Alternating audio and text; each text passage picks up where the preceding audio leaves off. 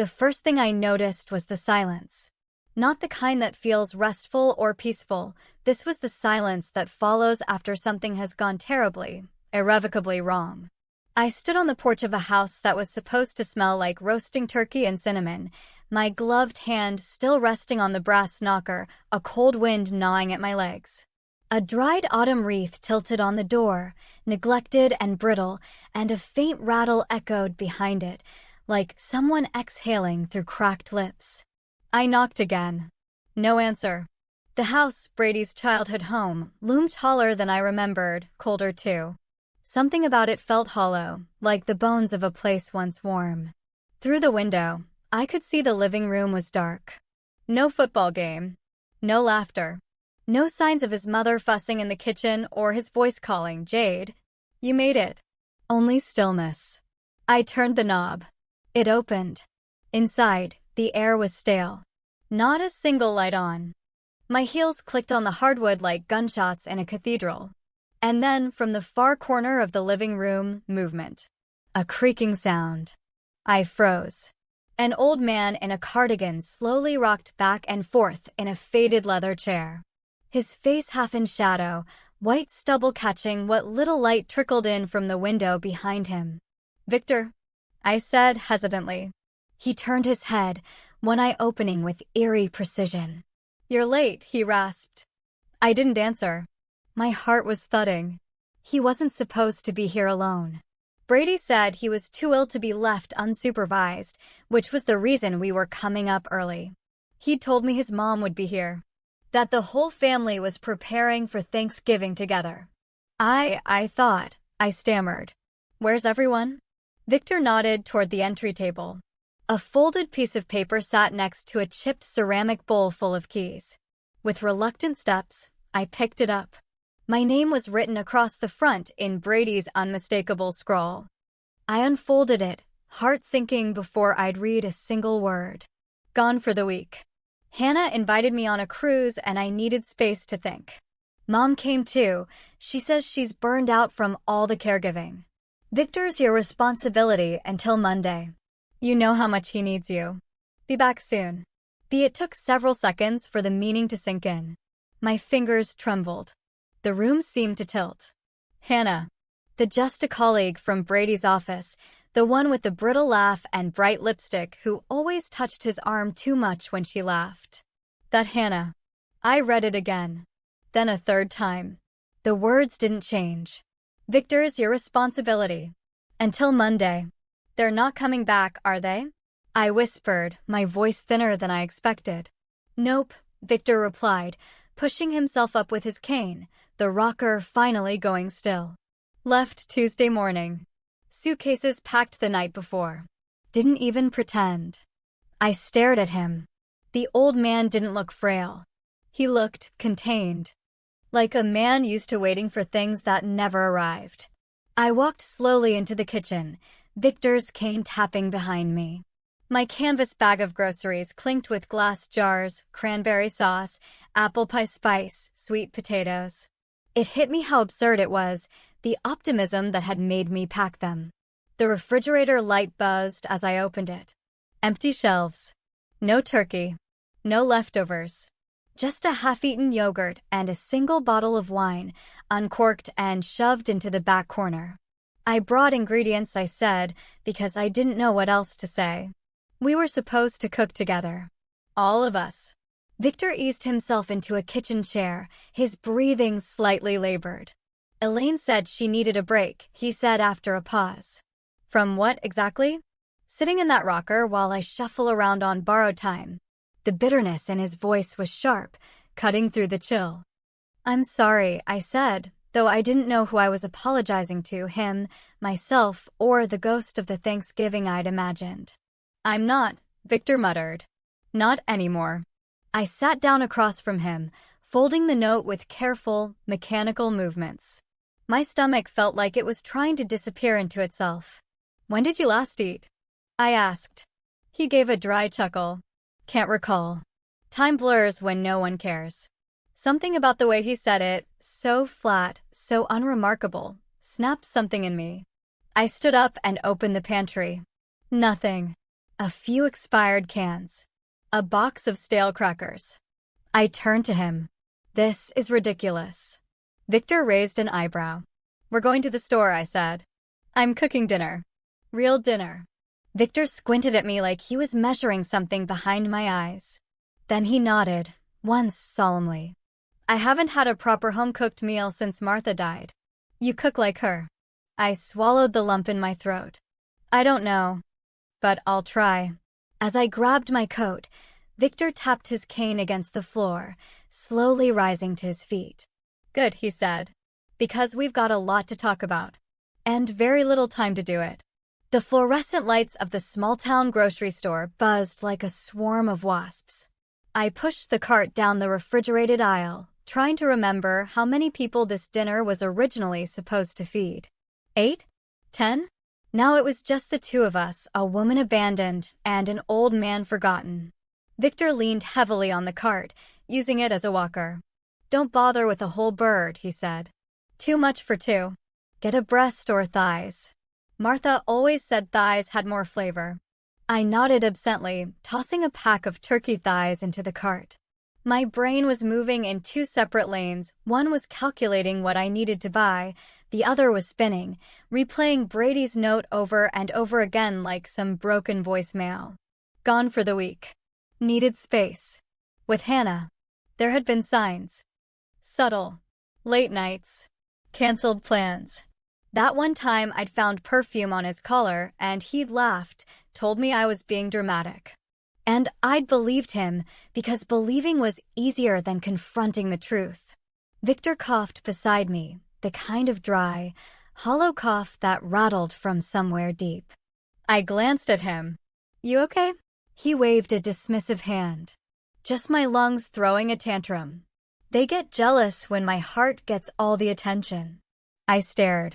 You have heart issues? He didn't answer immediately. Just reached for a bundle of green beans and dropped them in the cart. How much did Brady tell you? He finally asked. I looked away. Only that you were getting frail.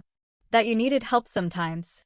He said it was getting hard for his mom to manage everything. Victor gave a humorless snort. She hasn't managed anything in years.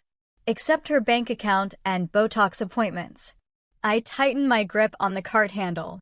He continued, voice softer now. I have pancreatic cancer. Stage 4. Diagnosed 3 months ago. I stopped walking. Victor reached for a bag of cranberries and tossed them in without looking at me. No chemo. No Hail Mary surgery. It's too far gone. The doctors gave me until the new year, if that. A hollow coldness spread through my chest. And they just left you? I asked. Knowing that. Oh, they know, he said. Elaine sat right beside me when the doctor said it. She cried, of course. All for show. 2 days later, she started talking about how she deserved a break. I couldn't speak. Not because I didn't have words, but because I had too many. Rage. Grief. Guilt. Why didn't you tell me sooner? I asked finally. Victor shrugged. Didn't think it mattered. Thought you were like them. Polite, detached, obedient. But you came back. You came back from the store. His eyes met mine then, blue and bloodshot but sharp. That counts for something. We checked out in silence. A teenager bagged our groceries without looking up, distracted by whatever song played in his earbuds. I paid in cash, hands shaking, still processing what Victor had told me. When we got back to the house, the sun was beginning to dip. Victor shuffled slowly up the steps, pausing at the door. There's a space heater in the closet. The central heat's been on the fritz. It's 58 degrees in here, I muttered, carrying in the groceries. Elaine said that was energy conscious. He mimicked her voice with a sneer. Funny how consciousness never applied to my prescriptions or the fridge. I put away the food mechanically. Each cabinet door I opened exposed more emptiness. It wasn't just the physical neglect, it was spiritual. The house felt like it had been decaying from the inside out for a long time. Like it had stopped being a home the moment Victor became more burden than benefit. Sit, I told him, gesturing to the kitchen table.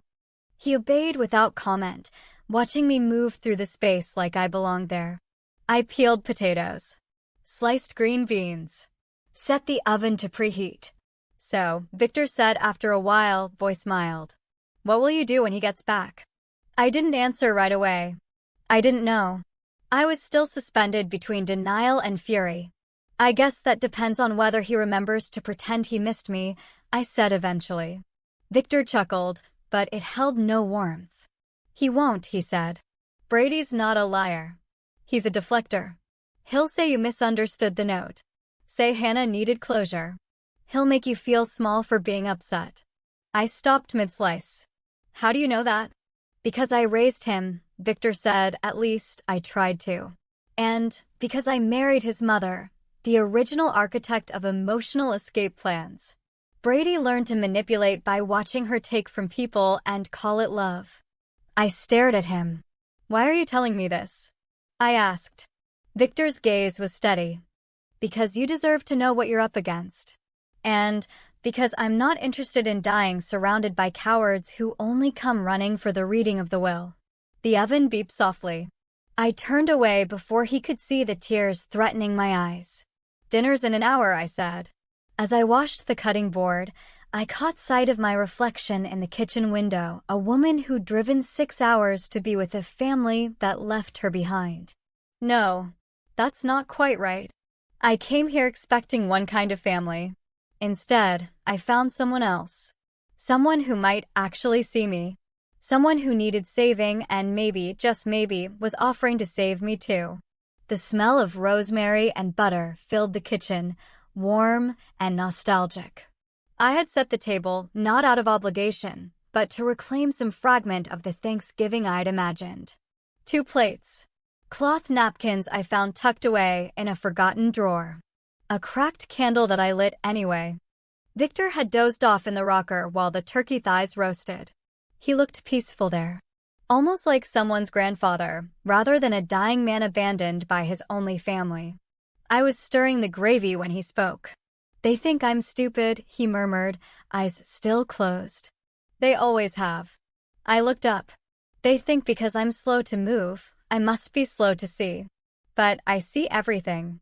He opened his eyes and turned toward me, and for the first time, I noticed how clear they were. Not sharp in the cold, calculating sense, but lucid. Watchful. Measured. I've been collecting things, he said. I tilted my head. What kind of things? Victor didn't answer. He pushed himself upright, his breathing shallow but steady, and motioned for me to follow. We moved down the hallway, past the guest bedroom I dumped my suitcase in, toward what had once been a study, but now smelled faintly of antiseptic and dust. He flicked on the overhead light. The room was sparse. A desk, a narrow bookshelf, and a twin bed made neatly. The air felt heavier here. Victor crossed to the desk, opened a drawer, and pulled out a thick folder. He dropped it on the desk with a thud. Open it. Inside were records, bank statements, pharmacy receipts, dated photographs, and handwritten logs. Detailed, meticulous, disturbing. The pain meds were watered down, he said calmly. Sometimes skipped altogether. They tell the pharmacy I'm forgetful so they can ration. I know. I count the pills. Elaine started doing it first. Then Brady got bolder. My fingers trembled as I flipped to a page marked in red. A bank transfer, $3,000 withdrawn and labeled home care expenses. The date was 2 weeks after his diagnosis. Victor leaned against the desk, his voice turning hard. I haven't seen a dime of that care. But Elaine's got a new Prada bag. And Brady? He traded our savings for a cruise with his mistress. I sat down slowly, the weight of the documents anchoring me. This is financial abuse, I said. Victor nodded. And medical neglect. It's all here. Dates. Times. Neighbors who saw things. He pointed to a printed email thread between Elaine and Brady. We need to talk about moving things around before Dad gets worse. He's fading faster. We have to protect our side. I closed the folder, ball rising in my throat. I didn't know, I whispered. They didn't want you to. You were useful. Sweet. Disposable. Victor's face softened a fraction. But you're not. And I don't think you came here just to bake pies, Jade. I looked at him, really looked at him. The sunken cheeks. The crooked fingers. The quiet strength. Why are you showing me this? I asked. He stepped forward and slid an envelope onto the desk. Because I want to rewrite the end of this story, he said. And I need a witness. Someone who gives a damn. I opened the envelope. Legal documents, a new will unsigned. A transfer of trustee rights. A medical power of attorney with my name on it. I'm giving you control, he said plainly. The house. The trust. Everything they think they've been waiting for. My breath hitched. You don't even know me, I said. Victor tilted his head. I know your silence when you read Brady's note. I know the way you put on your coat and said we deserved a real dinner. And I know that when you could have left, you stayed. I stared at the paperwork. My name typed in bold beside his. This isn't revenge, he added. It's reckoning. Silence stretched between us. Outside, wind whispered across the old windows, like voices too faint to decipher. I need time, I said finally. Victor nodded. Take all you need. But time is the one thing I'm short on. That night, I lay awake in the guest bed. Victor's documents fanned out on the quilt beside me. His voice replayed in my head. You were useful. Sweet. Disposable. I thought about every time Brady had smiled at me like I was someone lucky to have him. Every time he said I was being too emotional when I asked about Hannah. Every time he changed the subject when I talked about starting a family. I thought about my father's inheritance, the $30,000 I'd put into our joint savings, trusting it was for our future. Now that money was floating in champagne flutes on some cruise deck. The house creaked in the dark. Somewhere, a faucet dripped. And then another sound. Victor coughing. Deep, racking. I threw off the covers and ran down the hall. He was sitting upright in bed, his lips pale and trembling. Water, he rasped. I helped him drink. Wiped his mouth. Sat beside him until his breathing evened out. You okay? I whispered. He gave me a tired smile. You're good at this. I don't want to be good at this, I whispered. I just want you to be okay. Victor leaned back against the pillows. I won't be. But maybe you will. I sat there, watching him drift off. And for the first time in 2 days, I realized something terrifying and true. This man, this near stranger, believed in me more than my own husband ever had. And he was giving me the keys to dismantle an empire built on silence. It was just past dawn when I knocked on Victor's door with a steaming mug of tea in one hand and the envelope in the other. I'm in, I said. Victor blinked up at me from his bed, hair sticking up at strange angles. The blue in his eyes, though rimmed with fatigue, was alert. I figured, he said, taking the tea without hesitation. You're not the kind who walks away from unfinished things. The house was still cold. I'd plugged in the space heater again, but it barely kept the chill at bay. The silence inside was no longer haunting, it was expectant. As if the walls were holding their breath. We start today, I said. We do this right. Victor grinned around the rim of his mug. That's what I like to hear. Over the next few hours, we built the foundation of our plan, not revenge exactly, but an unveiling. We'd create a timeline of neglect, assemble documentation, and craft a narrative too solid to dispute. We weren't going to scream into the void. We were going to make them look directly into the mirror they'd spent years avoiding. And if that meant acting like Victor was dying faster than he was? Well, that wasn't a lie. It was just acceleration. Patricia, Victor's lawyer, arrived by noon. She was lean, silver-haired, and walked with the deliberate confidence of someone who didn't have time for apologies. She carried a briefcase that clicked open like a safe. Jade, she greeted, shaking my hand with firm precision. So you're the one keeping him alive long enough to change the ending. I'm trying, I said. Try harder, Victor muttered from the recliner. She still puts sugar in my tea. Patricia smiled faintly, then got to work. For the next 2 hours, the kitchen became a war room. Documents were sorted, labeled, notarized. We printed photographs of Brady and Elaine's vacation posts, complete with timestamps, cocktails by the pool, dancing under stars, matching linen outfits. We juxtaposed them with Victor's recent medication list, emergency room receipts, and records of canceled appointments. "This is damning," Patricia said, examining a log I'd created. "Not yet," I replied, turning my laptop to show her the next phase. "But it will be." I had taken the raw documents and given them form, designed timelines, infographics, cross-referenced bank transactions. My graphic design background wasn't just for client logos anymore. "You're building a case like a prosecutor," Patricia observed. "I'm building a story," I corrected. "One they can't rewrite." That night, as the first snow of the season dusted the porch outside, Victor and I sat in the dim light of the living room. The TV played static, not because it was broken, but because neither of us had reached for the remote. He clutched a blanket around his shoulders. "Do you think they'll care?" he asked suddenly. "Care about what?" "The truth. What they did. What they became." I thought about that. About Brady's dismissive texts. Elaine's absence. Hannah's flawless smile in those cruise photos. "I don't know," I admitted. "But it's not really about them anymore, is it?" Victor nodded. "It's about what comes next." I hesitated. "Why me?" His eyes didn't leave the snow-covered window.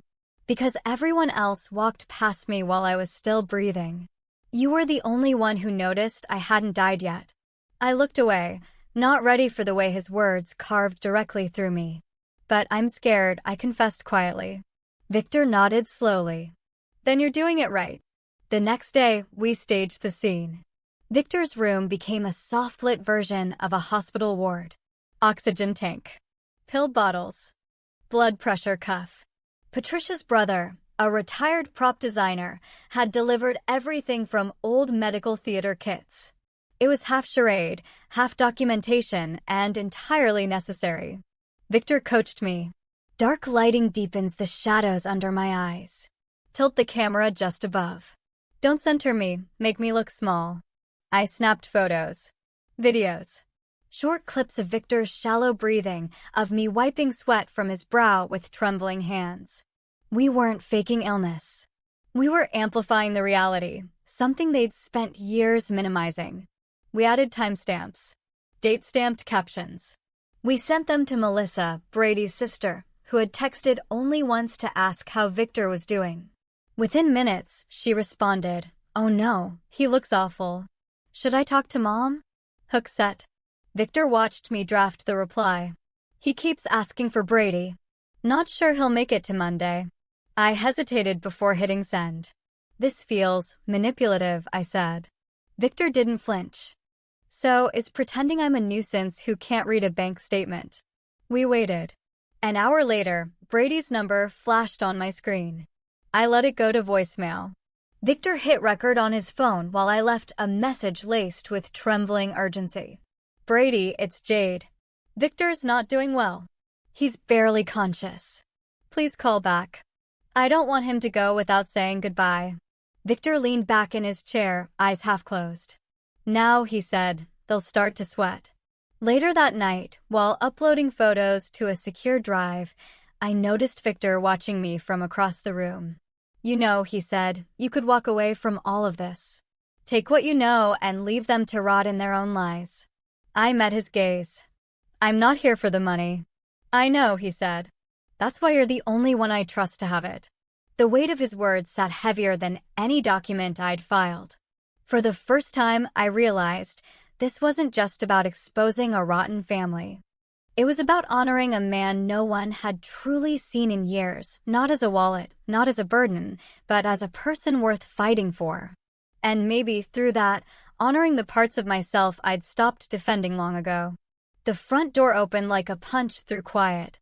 Laughter spilled in first, sharp, oblivious. The thud of wheeled luggage. The crinkle of plastic bags. Perfume and salt air hit like a wave, too bright for this house that had been steeped in slow dying. "Jade," Brady's voice called out, unsure now. "You here?"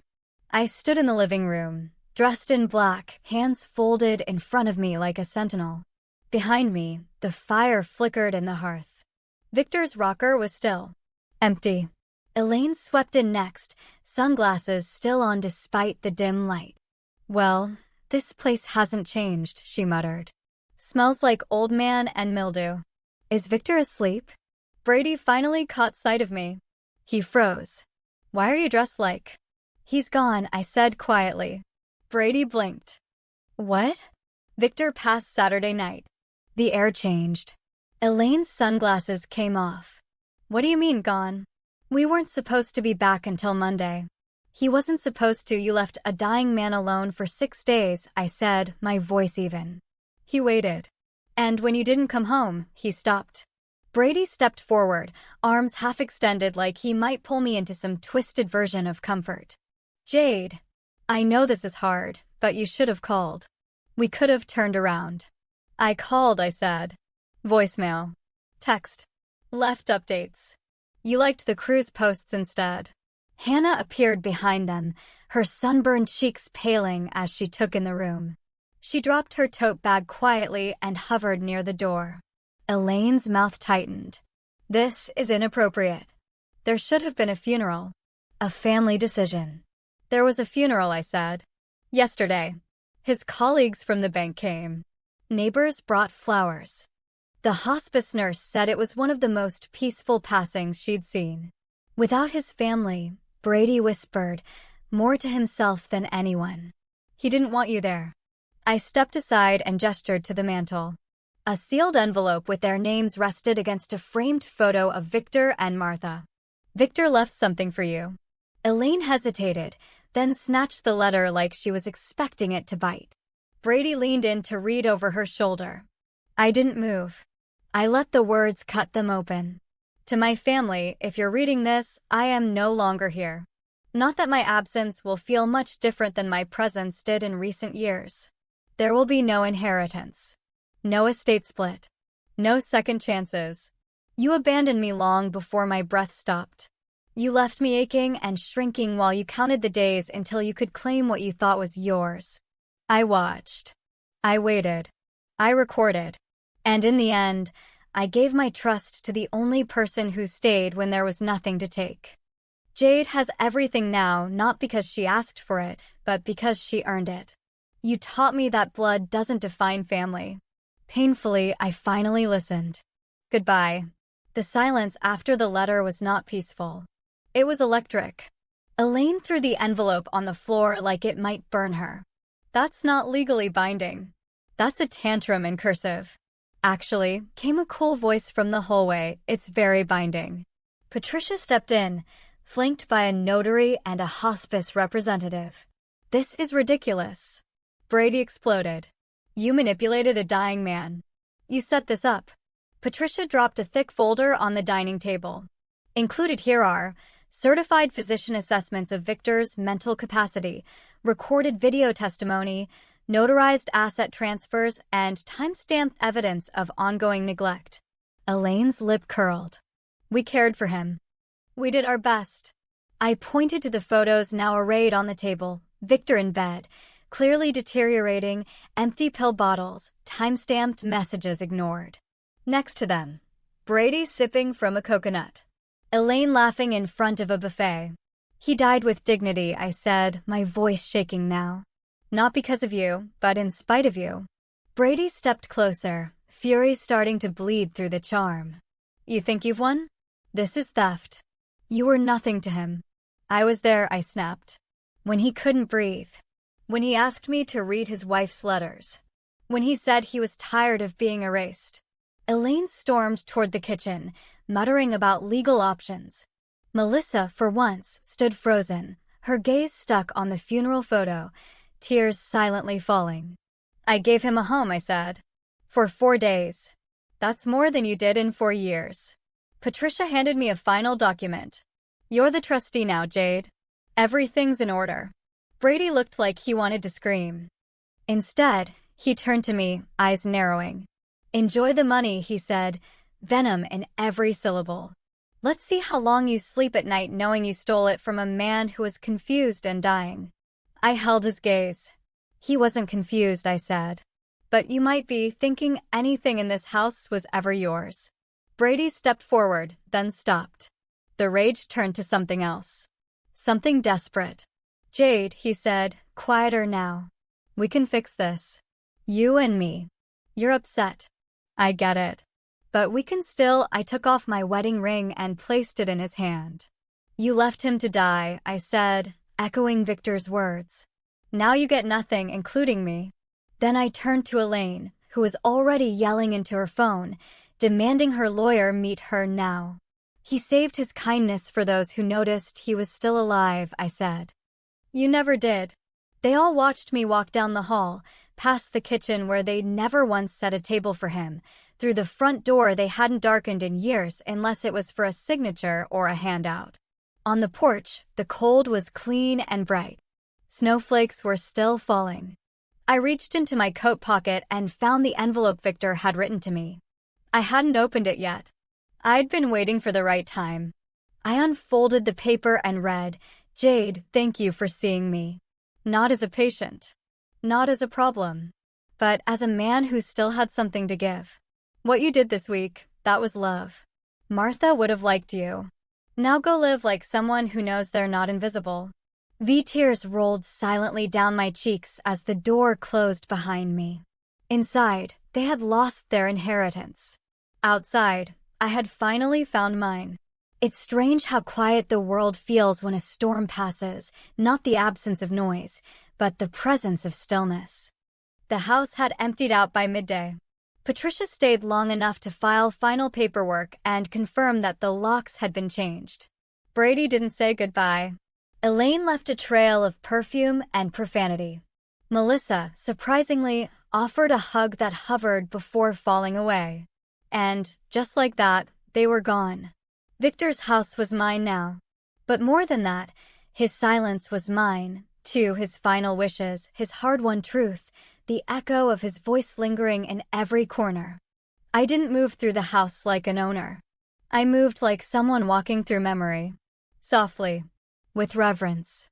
I spent the next few days closing chapters. I cleared the expired prescriptions, folded his pajamas into neat stacks, and boxed up the paperwork that had once been our ammunition. The fake oxygen tank was dismantled and returned to Patricia's brother. The hospital bed was donated to a clinic in need. The chair stayed. Victor's rocker, creaky, ugly, perfectly him, remained by the window. That's where I found myself most mornings, mug in hand, watching the wind lift and drop the last stubborn leaves from the trees. Grief wasn't dramatic. It didn't knock me down. It just kept showing up in small ways. Like when I set 2 cups of tea instead of 1. Or when I instinctively checked the hallway to see if he was awake. Or when I found his notebook under the pillow, the last entry in his shaky scrawl, Jade knows. Jade stays. A week later, I visited Martha's grave. Victor had asked me to go. Tell her I'm not far behind, he joked, eyes soft. And that I finally stood up to Elaine, just 30 years too late. The cemetery was quiet. A rusted gate creaked behind me as I walked. Her stone was modest, with a carved hummingbird near the top. I brought fresh lavender. I didn't know if she liked it, but it felt gentle. It felt like something she would have chosen. I stood there for a long time, speaking softly, telling her about Victor's last days. About his smile when he talked about her. About the peaches with cream. And about me. I told her about the version of me that had arrived in this house, hopeful, exhausted, unaware. And the version of me that remained sharpened, whole, no longer waiting for someone to hand her permission to exist. You would have liked her, I said, voice catching. When I left, I placed a folded note on the grave. He remembered you every morning. You never left him. Neither of them would be forgotten now. The legal side took time, but I wasn't in a hurry. Victor's assets were extensive, properties, trusts, offshore accounts that had been hidden with the care of a man who knew what vultures looked like. Patricia managed the paperwork. I managed the house. The trust covered more than I needed. Victor had made sure of that. But I didn't use it to upgrade my life. I didn't buy new clothes or trade my old hatchback for something sleeker.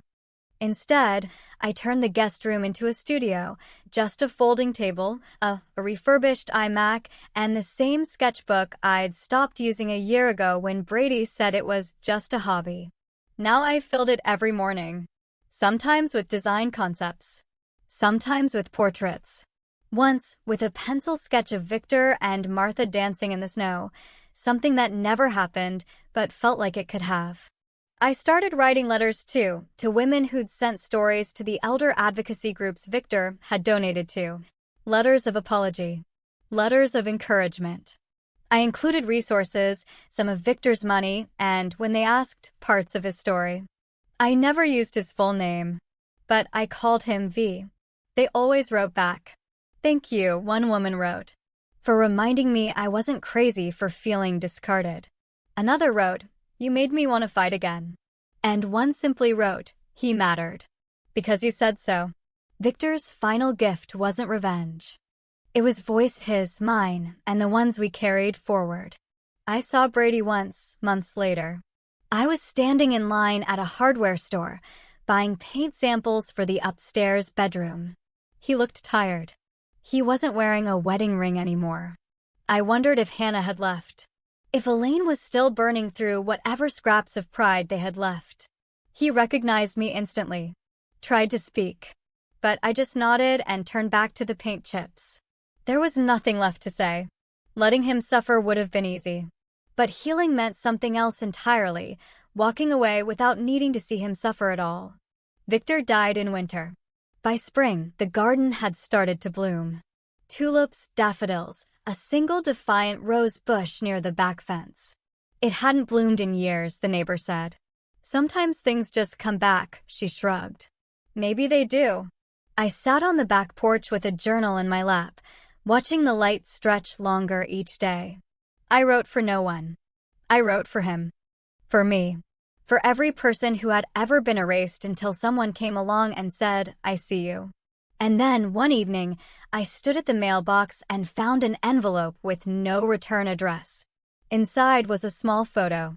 Victor, young, vibrant, grinning at the edge of a cliff, holding Martha's hand. Wind in his hair. Light in his eyes. On the back, a single sentence. "You gave him peace. Now take yours." I smiled. Not the kind you fake for photos.